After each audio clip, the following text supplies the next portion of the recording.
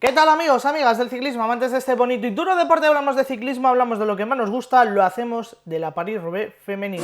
Empezamos. Vaya París-Roubaix femenina hemos tenido, vaya París-Roubaix femenina tuvimos, ya os lo he dicho en el título y quiero que me comentéis. Creo que la respuesta va a ser que no, que ha habido París-Roubaix más sorprendentes, pero ¿es la París-Roubaix más sorprendente de la historia del ciclismo? No lo sé, no lo sé. Ganó la fuga en una carrera en la que, bueno, pues las grandes favoritas a la victoria final tenían una superioridad clara y manifiesta, ¿no? Por encima del resto. Arrancaron la moto a 50 kilómetros para el final, con ese ataque en el que se metieron Longo Borghini, Lucinda Brand, Lot Kopecky, algunas de las grandes favoritas, ¿no? para llevarse la victoria. Como digo, atacaron muy lejos de meta.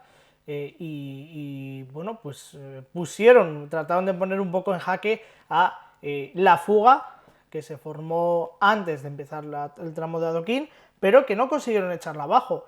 Y no creáis que porque no llegase la fuga la carrera no fue emocionante. Ya en los últimos kilómetros, en los últimos 10 kilómetros, antes de afrontar esos últimos dos tramos de adoquín, que ya son un poquito más suaves, las perseguidoras, donde estaban Lot Kopecky, donde estaba Lucinda Brand, donde había un montón de corredoras importantes, las tuvieron a 20 segundos, incluso menos, tuvieron a la escapada, ¿no? Y por delante era complicado también un poco gestionar esa presencia, ¿no? Pero el hecho de no ir persiguiendo por detrás con una clara convicción, vimos que ahora hablamos del SD Wars, vimos en algún momento que las corredoras del SD Wars tiraban con Lot Kopecky, pero luego se paraban un poquito. Ese hecho es lo que ha provocado, es lo que provocó que la fuga volviese a coger distancia y se disputasen el sprint final.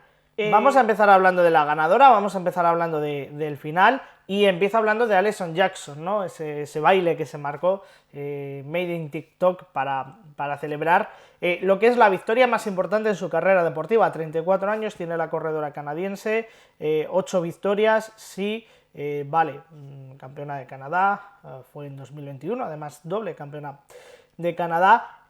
Fue este mismo año segunda, por ejemplo, en la clásica de Almería. También fue cuarta en el trofeo en oro en Italia. Bueno, dos buenos resultados de esta temporada, pero que con esta París-Roubaix firma su segunda victoria a nivel profesional, porque ganó en el Ladies Tour, aparte de esas otras 6 victorias que ya tenía, pero en una carrera del más alto nivel.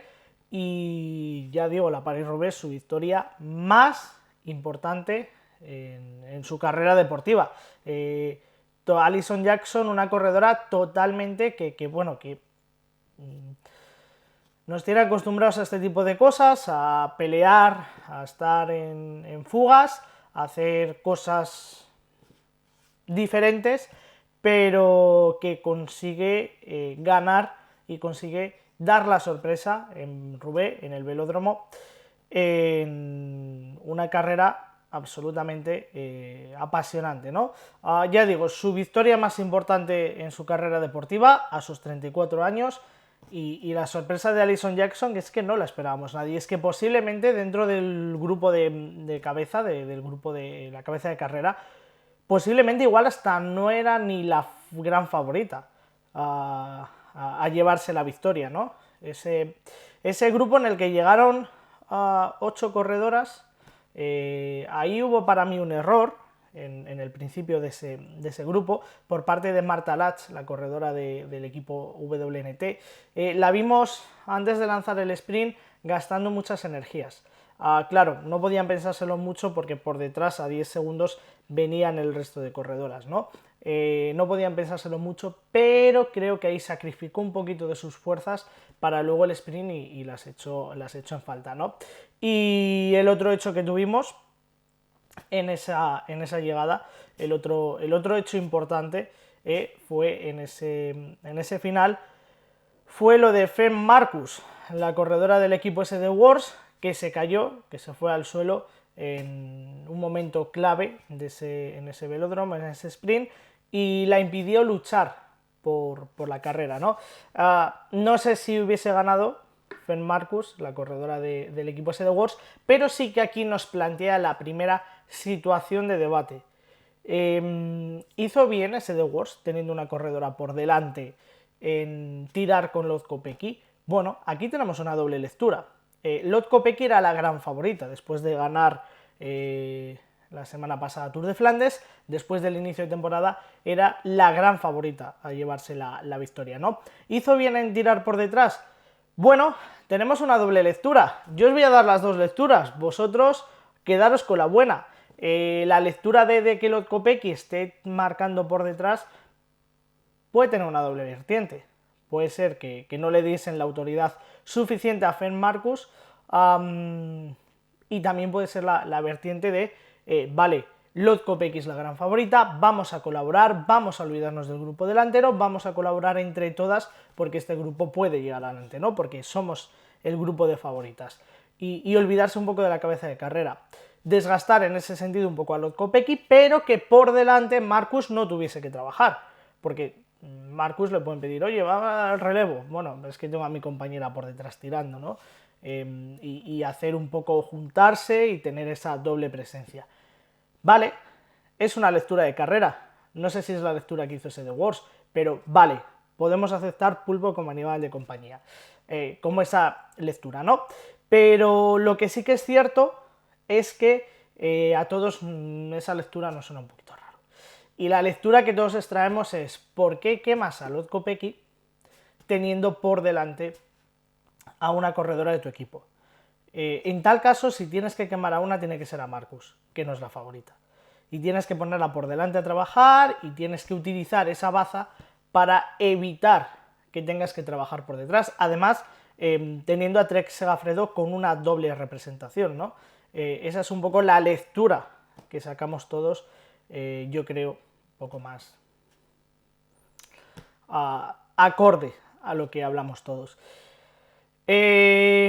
Claro, esto no sería un problema, esa doble estrategia, esa doble lectura, no sería un problema si no lloviera sobre mojado. Si no hubiésemos tenido ese final entre Lot Kopecky y Demi Vollering. Ojo, yo os di mi opinión en la Strade y para mí me pareció bien hasta la línea de meta. Después de la línea de meta, las caras que se veían en algún momento llamaba a que podía haber un poco de tensión dentro del equipo, ¿no? En este caso, entre Lot Kopecky y Demi Vollering. Claro, y llueve sobre mojado. Y tenemos a Marcus por delante, pero a Lot Kopecky tirando por detrás, además, haciendo una estrategia muy rara, porque se ponía a tirar, dejaba de tirar, haciendo una estrategia un poco rara. Bueno, da la sensación de que ese The Wars tuvo mala suerte, porque si Marcus no se cae en el velódromo, igual gana o igual hace podium y estamos todos aquí aplaudiendo a ese The Wars y a su estrategia, ¿no? Bueno, ahí ya lo dejo a interpretación de cada uno, ¿no? Pero sí que es verdad que bueno, pues que nos llama un poquito la atención.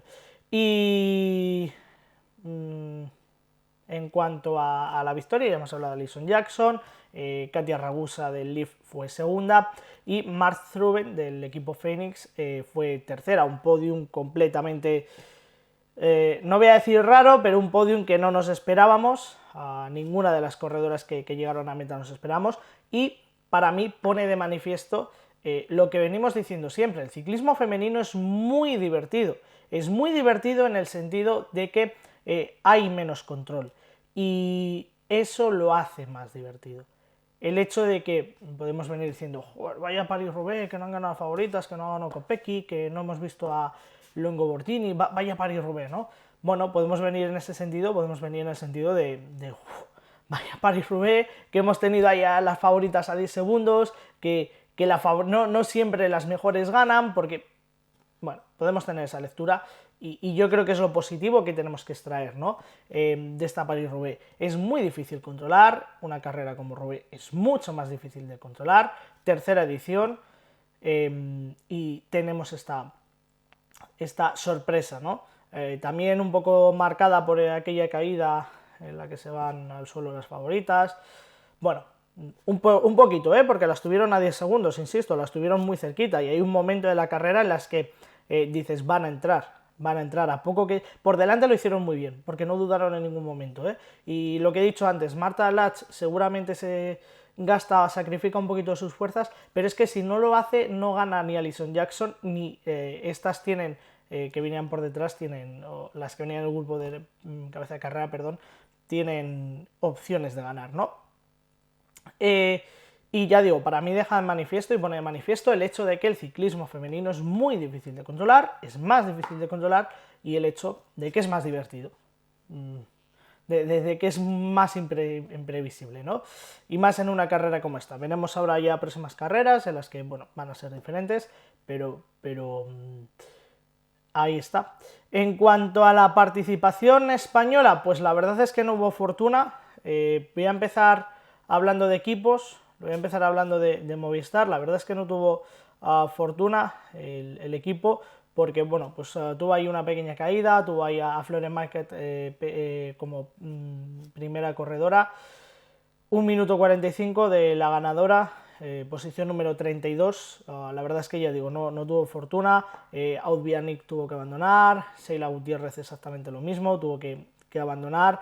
Y Arlenis Sierra llegó a 7 minutos, a más de 7 minutos, pero también, luego lo explicó ella en Eurosport, tuvo que darle la bici a Maikay, que entonces tuvo que esperar a que llegase el coche con otra bici, y perdió mucho tiempo, así que bueno, pues mala fortuna para el equipo español en este caso, y mala fortuna para las corredoras españolas.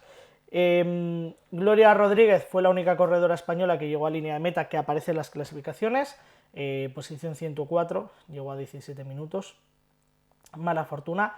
Mala fortuna también, bueno, en este caso llegaron fuera de tiempo, pero llegaron a línea de meta, Marta Romance y Lucía García, las dos corredoras del equipo ZAF, y Sheila Gutiérrez, ya hemos dicho que abandonó, y Sandra Alonso también, que era la gran corredora española, o era la corredora que más expectativas teníamos puestas en ella, porque ya lo hizo bien el año pasado, veníamos con muchas ganas de verla, y tuvo que abandonar con esa caída, además antes de empezar el tramo de adoquín, mala suerte, y se ha confirmado que tiene fractura de clavícula. Sandra Alonso, que bueno, pues la deseamos las mejores de las recuperaciones.